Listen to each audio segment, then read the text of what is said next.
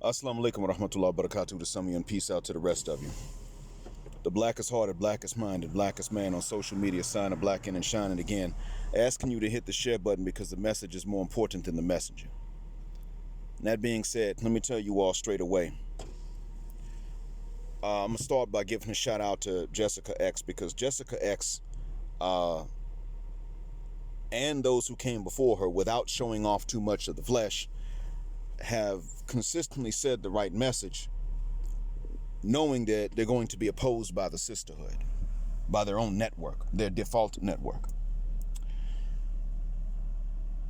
Now again, I state the criteria, and she is the prototype. The criteria is those that came along with and before her and did not show off much to try to appeal to men's lust or libido to get the message across.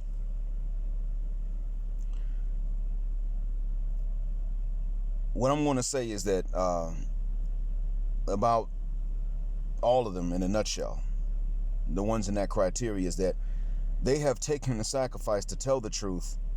And in this case, Jessica X was not the casualty of the last retaliation, but she still felt for the casualty, and an innocent person became the casualty.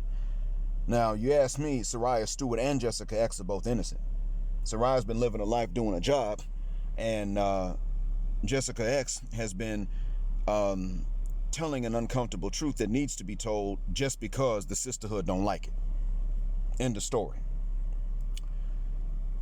I admire Jessica X for making that sacrifice, but we see the risk that was taken, and of course it could be worse. I mean, there are physical retaliations that could happen to these women eventually, because these same women that will send a man to go beat up on another man might take it upon themselves to go beat up on someone that's another woman.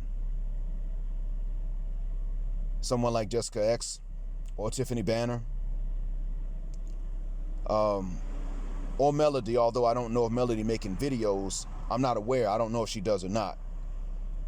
And I haven't heard everything that any content creator has said. I've never been through all of every content creator's videos because it takes too long. J Cash, who's new and has short videos, might be the only one whose content I've listened to from the beginning to the end, and I still can't recall everything he said because I'm human and my memory's limited. As I said before, the Arabic word for humanity is nas, and that comes from the word forget. And that's what we do, and women exceed in forgetting past men in general, innocently or not. Next, I want to point this out. Dennis Spurling had this great video out about single mothers. I'm glad he put that video out. It was necessary. It's not because I hate single mothers, but we understand a single mother is not going to turn down help for her children, but she will turn or try to restrict any man's authority over her children. And if she will try to restrict the natural father's authority over his own children, she will definitely try to restrict any stepdad's or boyfriend's authority over a child. Yet and still, she wants all the resources. She wants minimal authority over her children and maximum resources with which to raise them. But not only that, the Western black woman and Western white women both expect them. As a matter of fact, the Western white woman does not expect another man's resources so much. But the Western black woman expects the other man's resources. So in that regard, the Western black woman is worse than the Western white woman. But remember, she still learned from Becky and Amber. Miss Ann, she just took it to the next level. So when it comes down to the single mother, and this is somebody who actually has conceived a child outside of wedlock and didn't marry the mother. This is coming from me, before I was Muslim, of course. Who conceived two more within wedlock and then divorced the mother.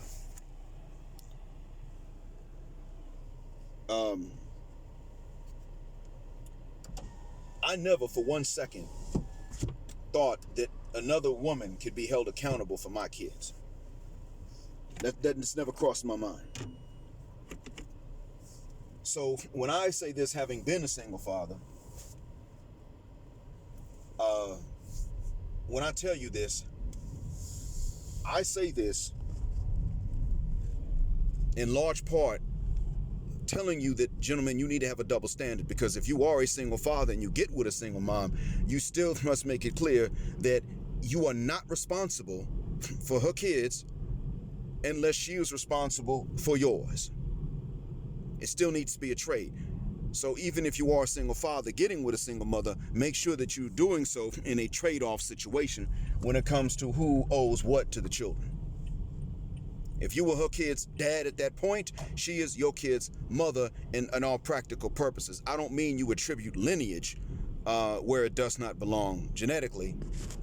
I don't mean you change last names. I just simply mean that your responsibility to her children is proportional to her responsibility to yours.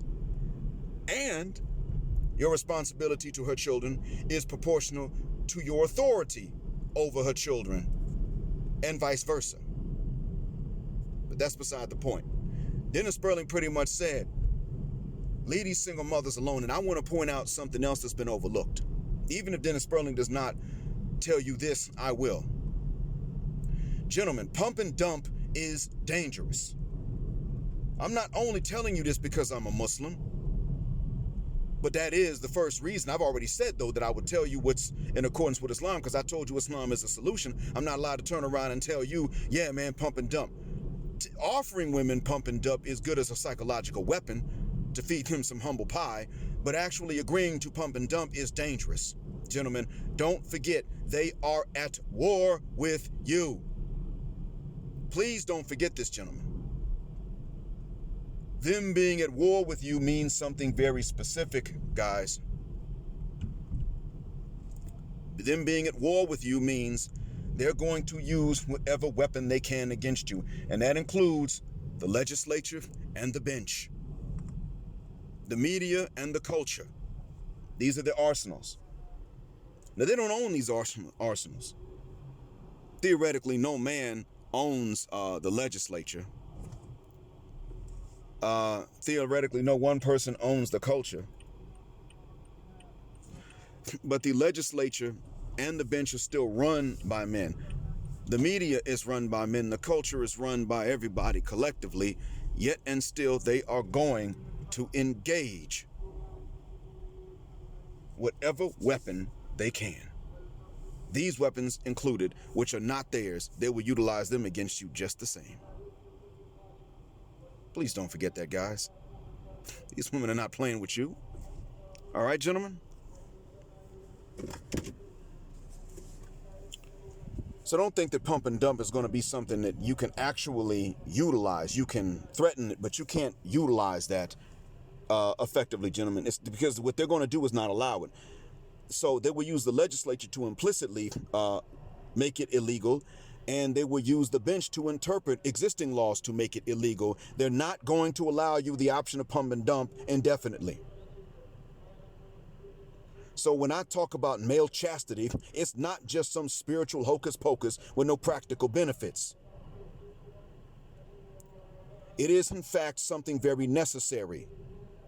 I live in an environment wherein it exists and it actually works. And this is knowing that a woman can be a hoe much more easily than a man in this society. Even with that, here the fact that male chastity does exist, that women who decide to be hoes are still going to have to face a rejection before they get some ding-a-ling. Believe that. Believe that, gentlemen. They're going to have to face some rejection before they get it, because there are more than enough men out here that are not going to give away the ding-a-ling for free.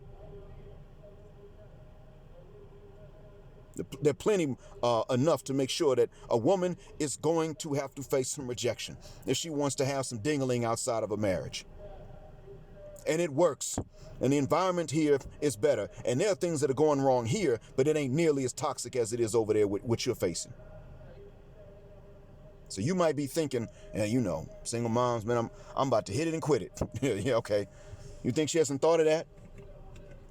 You think she's not going to retaliate somehow, some way, some form?